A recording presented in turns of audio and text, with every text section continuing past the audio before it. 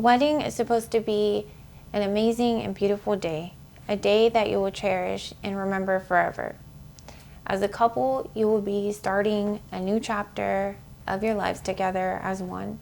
However, on April 28th, 2023, this would end a chapter for a beautiful couple and leave one beautiful soul unalived and one fighting for his life, along with leaving two others severely injured as well.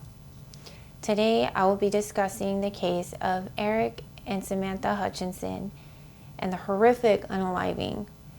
I refuse to refer to this as an accident. An accident, no, because it wasn't an accident. An accident is something that just happens with no control of the situation and something goes wrong. But in this case, the actions of an entitled monster by the name of Jaime Komoroski, who unalived Samantha, made a conscious decision to drink past her limit and drive. And that is not an accident. It's anything but that. It's stupidity, selfishness, and ignorance, just to name a few things. That's what it was, in my opinion. I have no sympathy for Jaime, and you will see why when you hear her jail call with her father/enabler. And just a reminder that everything discussed in this video is all alleged and in my opinion. So with all of that being said, let's talk about it.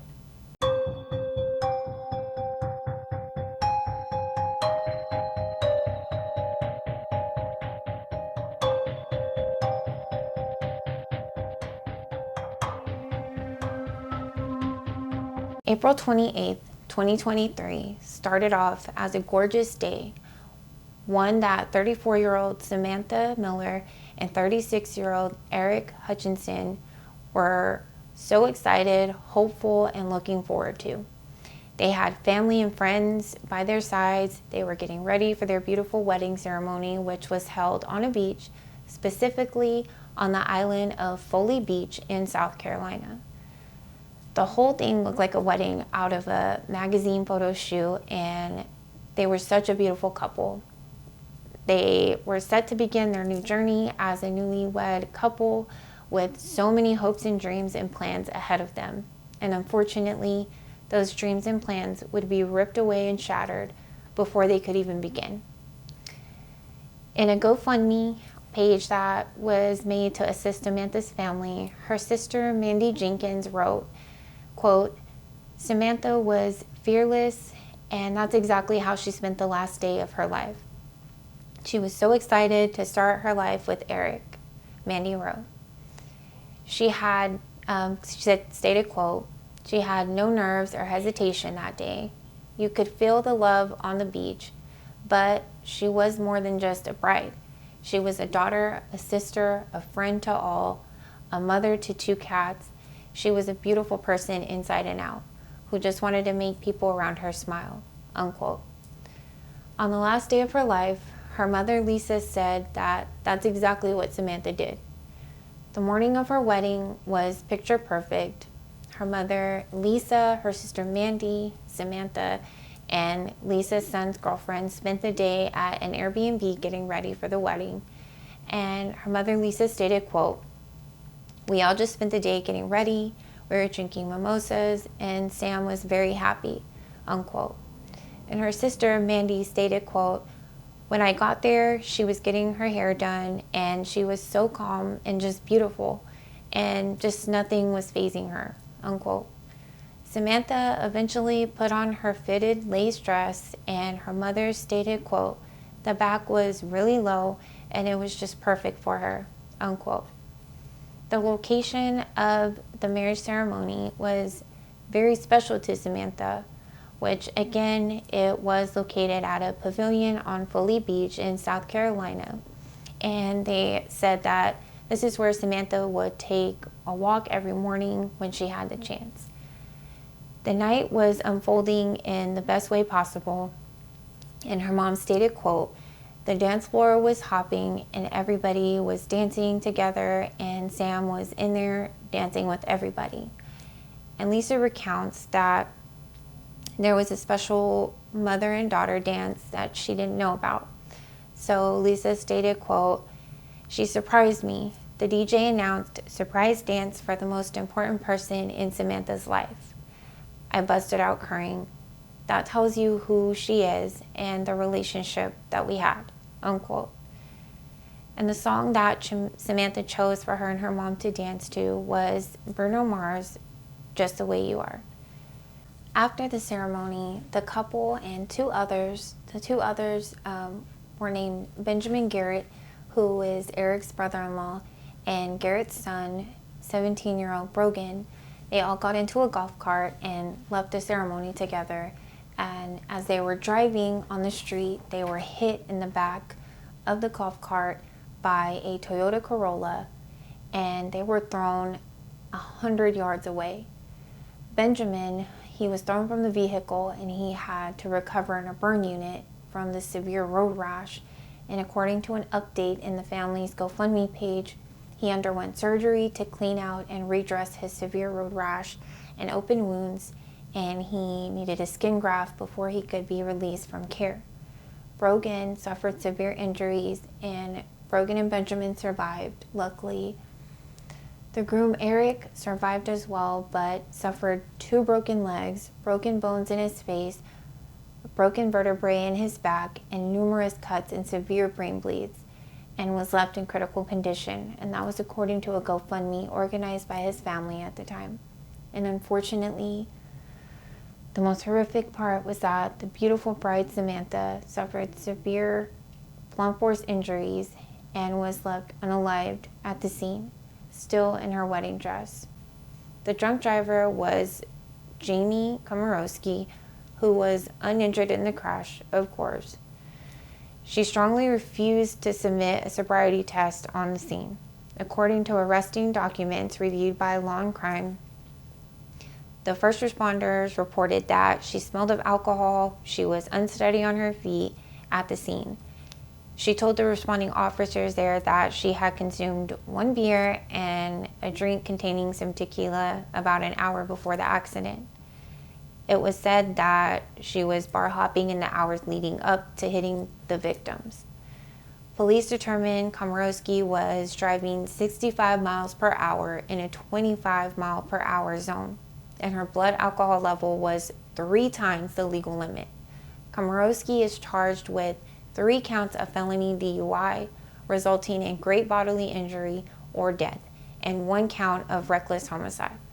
On a scale of 1 to 10, 10 being sober, she ranked herself at an 8, according to an arrest affidavit cited by New York Post. She's being held in custody at the Sheriff Al Cannon Detention Center, and this was since April 28, 2023. Attorneys Christopher J. Gramicioni and Nathan Williams are representing Komoroski. They filed for bond with the Court of General Sessions for the 9th Judicial Circuit on May 19th of 2023, where Jaime appeared virtually before a judge. And the report said that the bond was denied after impact statements from the victim's loved ones, where Samantha's mother did read her impact statement, and she stated in her impact statement, quote, "She didn't just unalive my child, she unalived all of us."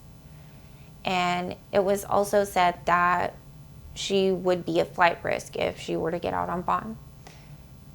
Another interesting fact is Jaime's 2 attorneys, Nathan Williams and Christopher S. Gramicioni again, that's who's going to be defending her in court. And according to the New York Post, Nathan Williams was a former federal prosecutor and actually represented Dylan Roof. Dylan was the coward who gunned down members of the Black South Carolina congregation in 2015 when he was 21 years old.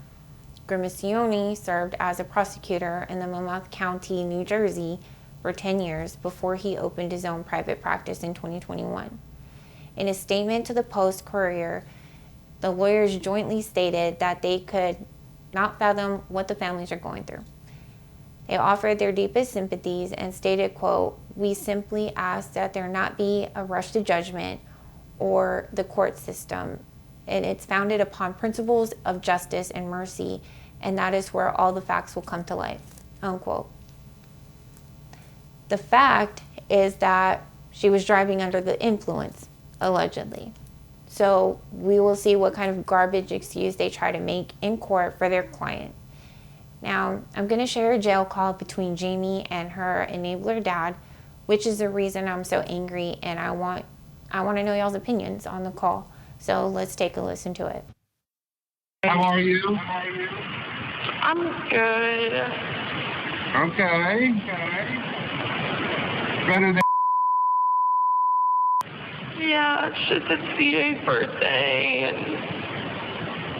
Well, let me tell you something. He ain't doing anyway. He ain't missing nothing. yeah, but I love him, and it just makes me think of everyone. I know. Well, I'm here, and guess what? They ain't doing nothing. They don't want to do nothing. Well, I spoke with the lawyers today. I know. How do you like them? I like them. They're top notch. They're hot to chop. They seem really good. Who? They seem really good. They are really good. At the same time, we can't be doing any better than what we're doing. We got the best team to help you. Right? I still just don't know why this had to happen to me. Because bad things happen to good people, honey. That's why. It's just fate. It's just something that happened to you, and we are going to deal with it the best we can. Okay? And it's life altering. You're going to, experience stuff that you never thought of, and when it's all over and done with, and everything is finished, you're going to be a better person. Then what if they send me away for a really long time? Well, we're trying to avoid that, aren't we? We cannot do anything more than what we're doing. You know what they said about your attorneys, right? What? They said the family must be mafia to hire them people.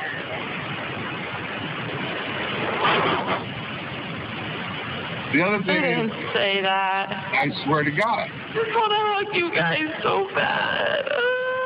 So do I, Jamie. So does your mom. So after watching that, you can see why everybody's angry. Just the audacity of her to even utter the phrase, "Why did this happen to me?" Happen to you? Happen to you. Yes, y'all heard that right. This whole horrible nightmare happened to Jaime, not the actual victims that it actually happened to. Newsflash, Jaime, it didn't happen to you.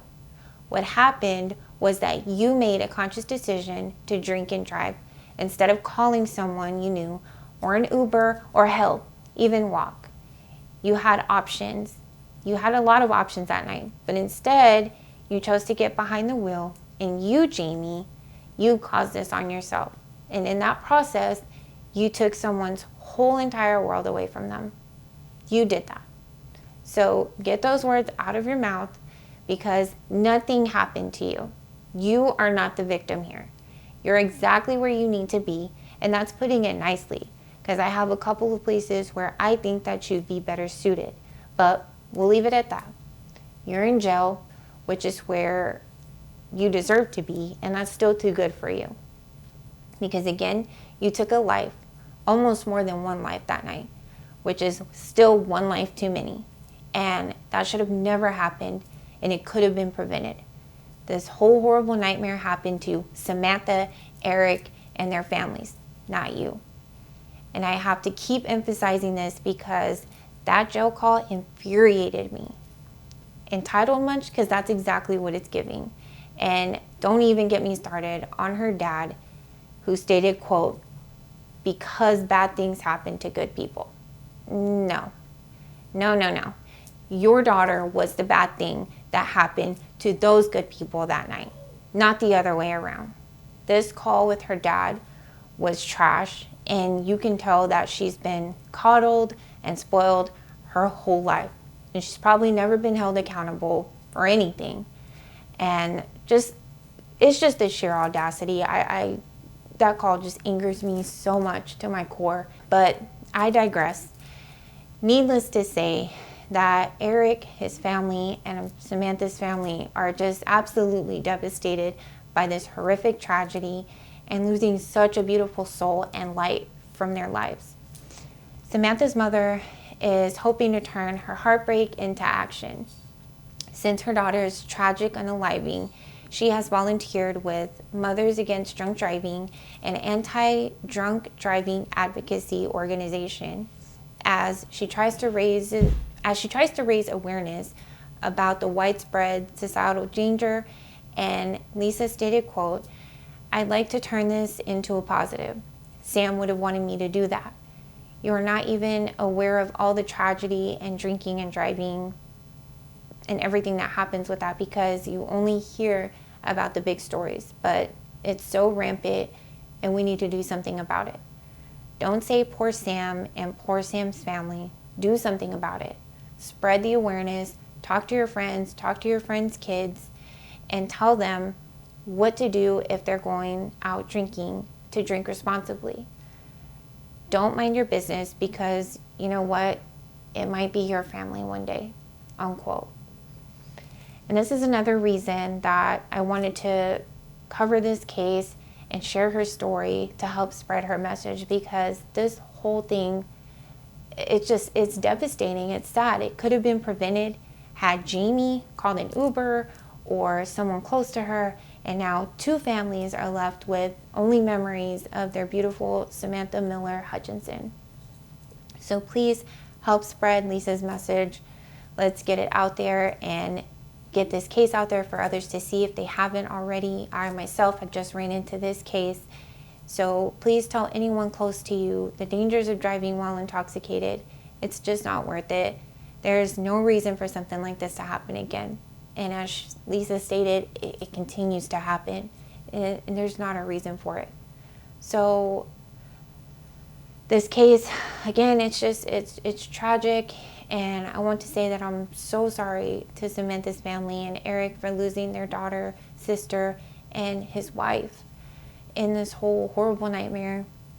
So please send prayers to the family and for continued healing for Aric and the two others that were injured that night. And rest in peace to Samantha. I'm so sorry that you were taken from this world on your special day in this horrific way. Thank you all for taking the time to be here. I really appreciate it. If you could please like and share this to get this message out there for everyone to see. As there's more updates with Jaime's hearings, of course, I will come back and do an update. So again, I appreciate you all for being here. And until the next one, please be safe out there.